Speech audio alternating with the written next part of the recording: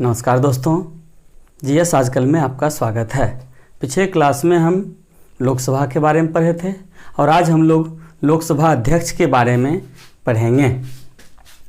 लोकसभा अध्यक्ष और उपाध्यक्ष के बारे में वर्णन संविधान के भाग 5 अनुच्छेद 93 के अंतर्गत किया गया है। सदन के अंतर्गत हम लोगों ने पढ़ा था अधिकतम संख्या 552 हो सकती है, जबकि वर्तमान में 545 सदस्य हैं, जिसमें 543 सदस्यों का चुनाव विभिन्न राज्यों से किया जाता है, जबकि 2 सदस्यों का चुनाव राष्ट्रपति के द्वारा किया जाता है एंग्लो इंडियन के तौर पर। अब इसमें से जितने भी सदस्य होते हैं अनुच्छेद 93 के अंतर्गत लोकसभा अध्यक्ष एवं उपाध्यक्ष पद की व्यवस्था की गई है। अनुच्छेद 93 के ही अनुसार लोकसभा के सदस्य अपने सदस्यों में से एक सदस्य को अध्यक्ष और एक सदस्य को उपाध्यक्ष के तौर पे निर्वाचित करते हैं। जब लोकसभा अध्यक्ष एवं उपाध्यक्ष का चुनाव होता है, उसे निर्वाचित करते हैं, तो निर्वाचन से पूर्व उनके निर्वाचन की तिथि के बारे में कहा जाता है।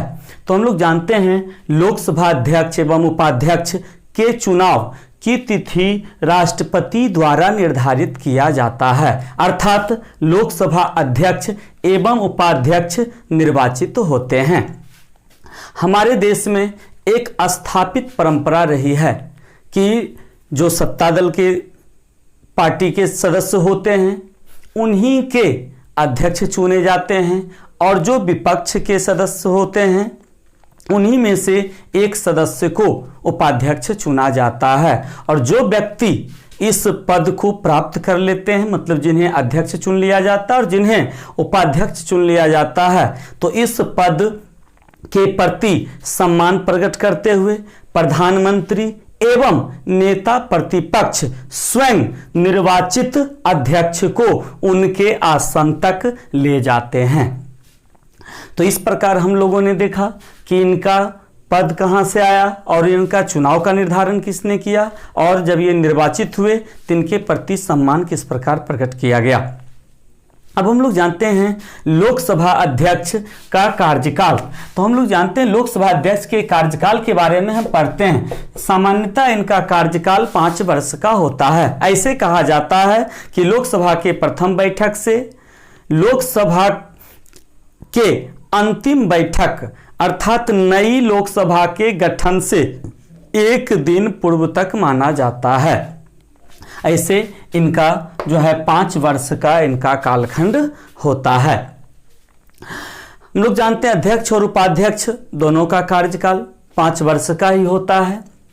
अब जब इसमें आता है तो नई लोकसभा की बात हमने की, तो नई लोकसभा की बात की तो इसमें प्रोटेम स्पीकर की चर्चा की जाती है।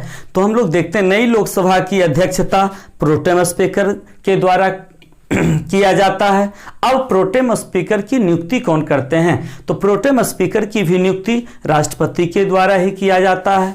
प्रोटेम स्पीकर को किस प्रकार से चुना जाता है, तो प्रोटेम स्पीकर लोकसभा के सदस्य के तौर पर जो चुनाव जीत करके आते हैं उन्हीं में से जो सबसे वरिष्ठ सदस्य होते हैं उन्हीं को राष्ट्रपति प्रोटेम स्पीकर के तौर पे नियुक्त करते हैं। और प्रोटेम स्पीकर का कार्य होता है कि लोकसभा के जो भी सदस्य निर्वाचित होकर आए हैं उन्हें शपथ ग्रहण दिलाना। तो ये रहा प्रोटेम स्पीकर के तौर पे हम लोगों ने देखा कि प्रोटेम स्पीकर क्या कार्य है और इसकी नियुक्ति किस प्रकार की जाती है। अब हम लोग देखते हैं कि यदि लोकसभा अध्यक्ष या उपाध्यक्ष का शपथ ग्रहण के बारे में क्या कहा जाता है, तो हम लोग जानते हैं लोकसभा अध्यक्ष और उपाध्यक्ष दोनों का अध्यक्ष और उपाध्यक्ष के तौर पर शपथ ग्रहण नहीं होता है। लोकसभा के अध्यक्ष या उपाध्यक्ष का शपथ ग्रहण सिर्फ और सिर्फ लोकसभा सदस्य के रूप में होता है। इनका अध्यक्ष और उपाध्यक्ष के तौर पर शपथ ग्रहण नहीं होता है। अब हम लोग देखते हैं लोकसभा अध्यक्ष एवं उपाध्यक्ष यदि अपने पद को छोड़ना चाहते हैं, त्यागपत्र देते हैं, तो यदि वह स्वेच्छा से अपना त्यागपत्र देना चाहते हैं तो वह लोकसभा अध्यक्ष उपाध्यक्ष को देते हैं और उपाध्यक्ष अपना त्यागपत्र अध्यक्ष को देते हैं। ये स्वतः की बात हुई। अब यदि इन्हें सरकार हटाना चाहे तब, तो यदि इन्हें सरकार हटाना चाहे तो 14 दिन के पूर्व लिखित सूचना के आधार पर लोकसभा अपने सामान्य बहुमत के आधार पर इन्हें पद से हटा सकती है। लोकसभा अध्यक्ष और उपाध्यक्ष दोनों के लिए वेतन की व्यवस्था की गई है। तो वर्तमान में लोकसभा अध्यक्ष एवं उपाध्यक्ष को वेतन 3.5 लाख रुपया प्रति माह इन्हें वेतन दिया जाता है और इन्हें राज्यसभा के सभापति के समान ही इन्हें वेतन दिया जाता है, भत्ता दिया जाता है और अन्य सुविधा दिया जाता है। लोकसभा अध्यक्ष एवं उपाध्यक्ष को केंद्रीय मंत्री के बराबर अन्य सुविधाएं प्राप्त होती है। अब हम कुछ जानकारी पूर्व से धारण करेंगे। 1921 ईस्वी में जब केंद्रीय विधानसभा का गठन हुआ था, जब पहली बार इस पर जो अध्यक्ष चुने गए थे वे थे फ्रेडरिक व्हाइट, जो कि प्रथम अध्यक्ष बने थे और इसी पद पर प्रथम भारतीय विठल भाई पटेल इस पद पर नियुक्त हुए थे प्रथम भारतीय के तौर पर। और लोकसभा के प्रथम अध्यक्ष जीवी मावलंकर बने। तो इस प्रकार हम लोग अध्यक्ष के बारे में देखा और वर्तमान में लोकसभा अध्यक्ष ओम बिरला हैं एवं उपाध्यक्ष का पद अभी खाली है।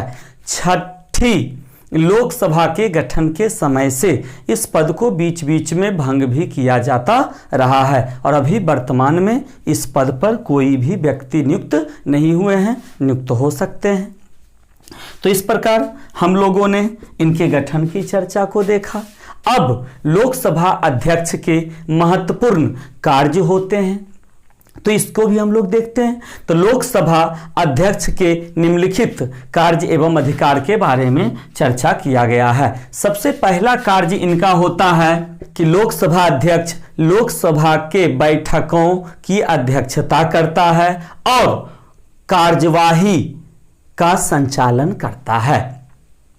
दूसरा इनके बारे में कहा जाता है लोकसभा अध्यक्ष सदन में शांति व्यवस्था को बनाए रखने के लिए उत्तरदायी हैं और यदि सदन में अव्यवस्था पैदा होता है और अव्यवस्था पैदा करने वाले सदस्य को सदन से ये चले जाने का आदेश भी दे सकते हैं। यदि कोई सदस्य इनकी आज्ञा ना माने एवं सदन के अंदर कार्यवाही में निरंतर बाधा डालते रहें तो ये उसकी सदस्यता को निलंबित भी कर सकते हैं।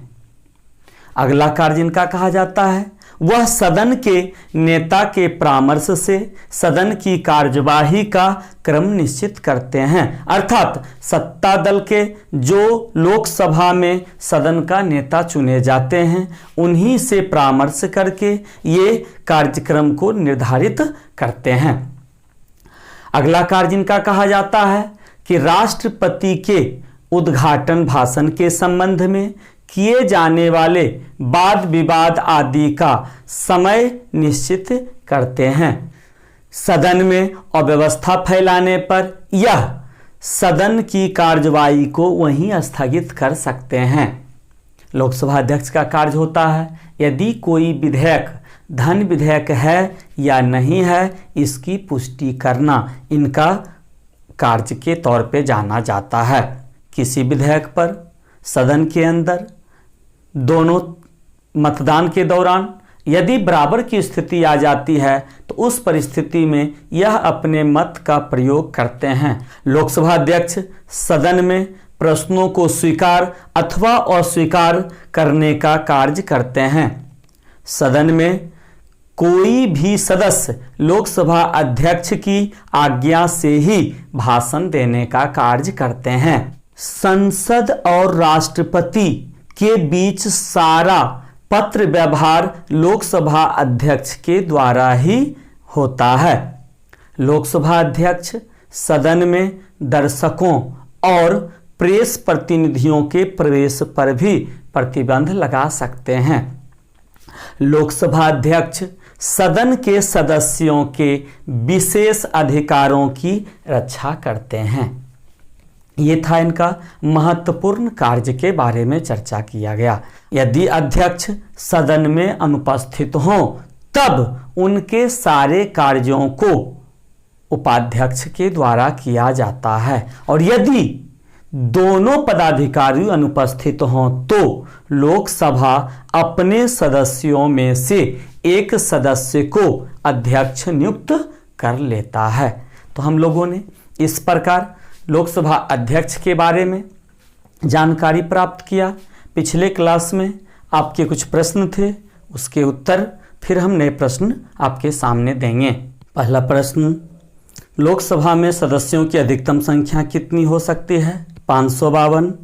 दूसरा प्रश्न, वर्तमान में लोकसभा सदस्यों की संख्या कितनी है? 545। कौन कौन संविधान संशोधन लोकसभा के सदस्यों की संख्या में वृद्धि करने से संबंधित है? 7वां संविधान संशोधन तथा 31वां संविधान संशोधन। लोकसभा में राज्यों के लिए स्थानों का आवंटन किस वर्ष की जनगणना के आधार पर किया गया? 1971 की जनगणना के आधार पर। किस संविधान संशोधन द्वारा लोकसभा में मतदान की आयु 21 वर्ष से घटाकर 18 वर्ष कर दी गई? तो 61वें संविधान संशोधन 1989 द्वारा। लोकसभा में राज्यों द्वारा निर्वाचित होने वाले कुल सदस्यों की संख्या 543 है, जिसमें से कितने सदस्य एससी के लिए तथा एसटी के लिए आरक्षित हैं? तो 84 सदस्य एससी के लिए और 47 सीट एसटी के लिए। लोकसभा को उसका कार्यकाल पूरा होने से पूर्व कौन भंग कर सकता है? राष्ट्रपति भंग कर सकते हैं अनुच्छेद 85 के अंतर्गत, लेकिन प्रधानमंत्री के सलाह के आधार पर। लोकसभा का कोरम कुल सदस्य संख्या का कितना होता है? 1/10 होता है। 9वां प्रश्न, अनुच्छेद 331 के अनुसार राष्ट्रपति कितने सदस्यों को लोकसभा में मनोनीत कर सकते हैं? 2 सदस्यों को मनोनीत कर सकते हैं। संसद सदस्यों के लिए योग्यताएं निहित करने वाला जनप्रतिनिधित्व अधिनियम कब पारित किया गया? 1951 में पारित किया गया। अब आपके नए प्रश्न। पहला प्रश्न है आपका, आपातकाल के लागू होने पर लोकसभा का कार्यकाल एक बार में कितने समय के लिए बढ़ाया जा सकता है? दूसरा प्रश्न है आपका, लोकसभा अध्यक्ष का चुनाव कौन करता है? तीसरा प्रश्न है आपका, लोकसभा अध्यक्ष अपना त्यागपत्र किसे देता है? चौथा प्रश्न है आपका, राष्ट्रपति किस अनुच्छेद के तहत संसद का संयुक्त अधिवेशन आहूत करता है और उसकी अध्यक्षता कौन करता है? पांचवा प्रश्न है आपका, भारत के प्रथम लोकसभा अध्यक्ष कौन थे? छठा प्रश्न है आपका, लोकसभा अध्यक्ष एवं उपाध्यक्ष के चुनाव की तिथि किसके द्वारा निर्धारित किया जाता है? सातवां प्रश्न है आपका, सर्वप्रथम लोकसभा के किस अध्यक्ष के विरुद्ध उन्हें पद से हटाने के लिए प्रस्ताव लोकसभा में लाया गया? आठवां प्रश्न है आपका, भारत के ऐसे कौन लोकसभा अध्यक्ष हैं जो बाद में भारत के राष्ट्रपति चुने गए? नौवां प्रश्न है आपका, कोई विधेयक धन विधेयक है अथवा नहीं, इस बात का निर्णय कौन करता है? 10वां प्रश्न है आपका, किसी प्रश्न पर सदन में पक्ष विपक्ष के बराबर मत आने की स्थिति में वह निर्णायक मत देता है, किस अनुच्छेद के अंतर्गत इसका प्रयोग करता है? आपको यदि यह वीडियो पसंद आता है इसे लाइक करें, सब्सक्राइब करें, बेल घंटी को जरूर दबाएं और इसे शेयर भी करते रहें। नमस्कार।